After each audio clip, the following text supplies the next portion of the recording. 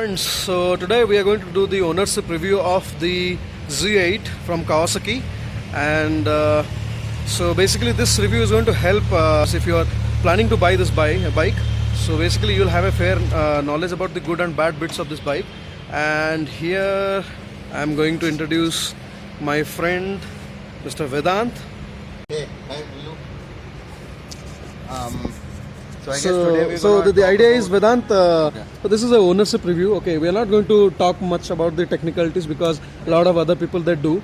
Okay, so it's just about that ki you are owning this bike and how do you feel about this bike? What things you like and what things you don't like, or you just feel ki these things could have been improved. Okay, Right. so let's start with the thing. So I'll just take a little bit of video of your bike. Yeah.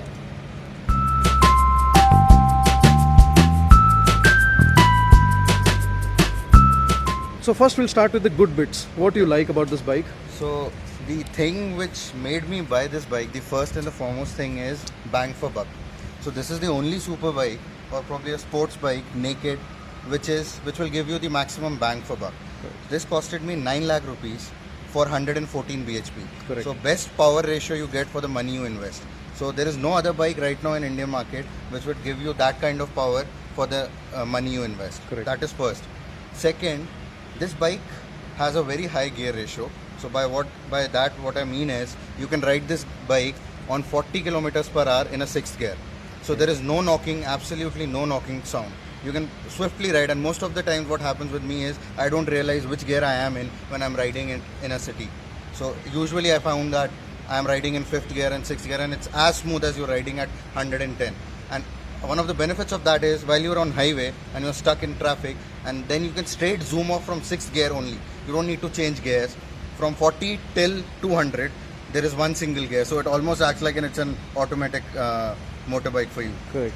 The other point which I wanted to talk about was the ground clearance. So if you go ahead and look at it, compared to the other super bikes which are Yeah, the available ground and clearance other is very naked nice. Correct. bikes which are available, Correct. the ground clearance on this bike is way higher. Correct. So because of that, I don't have to face issues like bumping into the speed breakers Correct. or taking really carefully. I don't have to mind the bumps which come on the road. So that's one of the benefit. The third benefit, which is the sound. So inline fours, everyone dreams of it. I also wanted to buy an inline four because of the reason that sound, that vroom sound. Yes. That's the That's one superbike of the sound. that's the typical superbike sound which you Okay. get.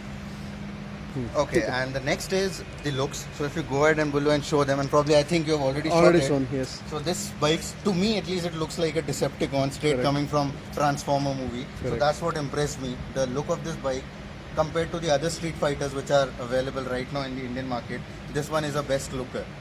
And the third and the last point is the seat, as in the seat position. Correct. So it's not a very sporty and aggressive position. Neither it's a very straightforward riding position which is there for the all kind of cruisers. It is somewhere in the middle. So it is still in the comfort zone. I won't say it is very comfortable, but it is not as discomforting as it is on various other super bikes. So it has a straight handlebar. It's not a clip-on. So while you're sitting on the bike, you're still almost upright, not really upright, or a slight tilted towards the handle, but still way more comfortable than the other sports bikes which are out Street there. bikes. Yeah. So these were the 5 points which I wanted to, rather 6 points which I wanted to list out, which are good. I'll Okay. come on to the bad points now. Yeah. So since I mentioned that this bike has a great ground clearance, because of that, the con is the height of the bike is raised. And so for short riders like me, I'm 5'7.5". So I kind of do tiptoeing, not most of the times, but usually when you are on an incline, I feel the discomfort. I cannot keep my feet all the way together. There is a solution to it. You can install a body lowering kit on the bike. Okay. I have not done it yet. I don't feel the need. Probably I can handle it since I am 5'7.5". But if you are less than 5'7", then probably you should think about getting some other bike or probably a seat lowering kit right from the store, because it's really high. Yeah. The second point which I wanted to talk about was the seat. Seat is pretty hard. So Okay. if you're going on long rides, maybe more than 120, 150 kilometers, then your bum is gonna hurt. That's for sure. Okay. The solution for that is to go for an aftermarket seat, Or a gel seat probably. a gel or- seat, and there is one more solution. There are these air cushions. These are Correct. which are coming Available. these days. Hmm. So all they have is a harness, and you tie a air cushion on top of the seat. So it's almost sitting like on a sitting On a cloud. sofa kind of Right. thing. Yeah. That's pretty comfortable. The third thing which I don't like about this bike is, I would say, I'm finding it hard to tell you the cons because it's been probably 8 to 9, probably 6 months for me since I'm riding this bike.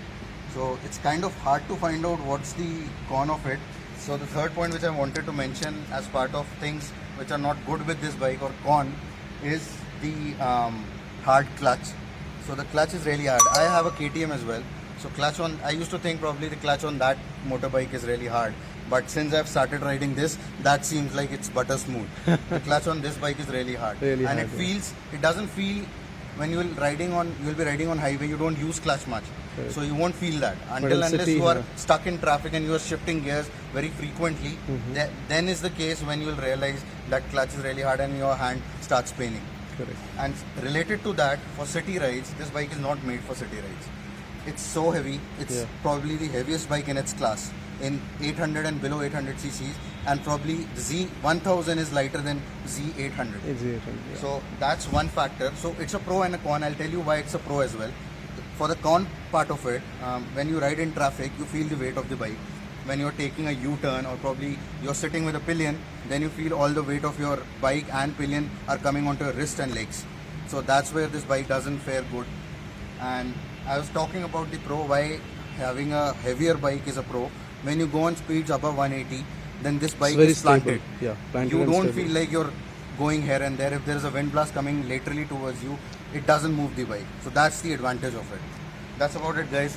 These are the list which I had gathered on request from Gullu that he wanted to review this bike, and probably it made me think as well what are the pros and cons which might help you while you're buying this bike. Thank you so much, Vedant. Hey, no Thank problem. You. Thank you for your honest review.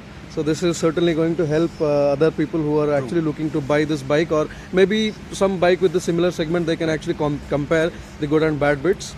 So And Gullu, I really thank you for doing this, because while I was trying to buy and I was doing the research, Yes. there was no video which was clearly Exactly, depicting exactly. what are the pros and cons of the bike. I had to almost watch 50-60 videos to find out what are the pros and cons. yep, and we see that the regular reviews are of a different And they template they get into use. the technical nature of it. Exactly. Probably everyone won't be able to understand. And from technical point of view, I forgot to mention one more thing. This bike is built for bike enthusiasts. This doesn't have the gadgetry, the electronics. Correct. It has an ABS, but it doesn't have traction control. It doesn't have Driver ride-by-wire. It doesn't have slipper clutch. So if you're looking for that, then probably this is not the one Not for the you. one for you. Correct. Okay. All right, Vedant. Thank you so much. Hey, no problem.